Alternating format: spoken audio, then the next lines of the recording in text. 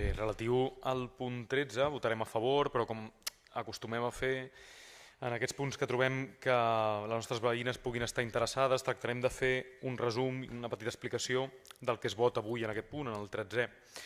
En aquest cas es tracta de la liquidació d'ajudes al menjador entre el Consell Comarcal del Barcelonès, a punt de desaparèixer, i aquest consistori. El Consell Comarcal del Barcelonès atorga les ajudes de menjador, les beques. Aquestes beques poden cobrir el 100% del cost o el 50% del cost.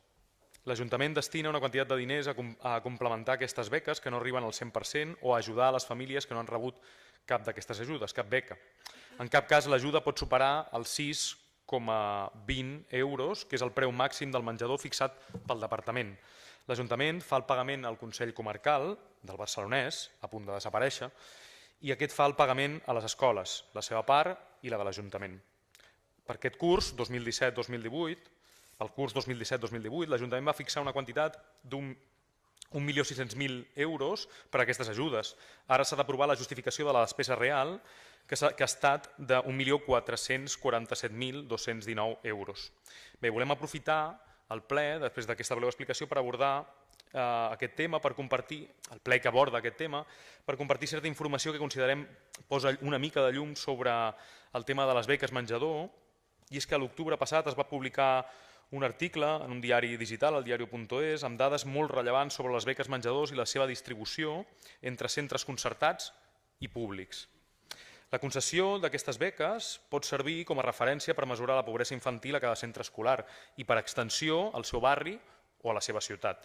Segons aquestes dades, a Catalunya l'escola concertada només n'assumeix el 15% dels alumnes més pobres, menys de la meitat dels que li tocarien, si tenim en compte els percentatges d'alumnes que s'hi matriculen.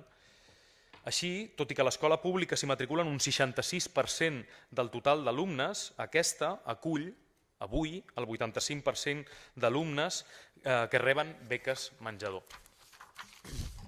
L'Hospitalet apareix en aquest article com una de les ciutats amb gran presència de concertada i alta segregació, on la concertada té un percentatge menor de beques menjador que la mitjana catalana i un de més elevat a l'escola pública. A l'article també s'esmentava el barri del Gornal, específicament, on hi ha una escola pública amb un 63% d'alumnes amb beques menjador, mentre que a les dues escoles concertades al mateix barri el percentatge és només del 2,3% i l'1,3%. respectivament. Amb totes aquestes dades no podem fer una altra cosa que reafirmar-nos en la defensa d'una única xarxa educativa pública, gratuïta des de l'escola bressol fins a la universitat, i aquesta gratuïtat ha d'incloure aspectes tan bàsics com són els llibres de text, el material escolar i evidentment també el menjador.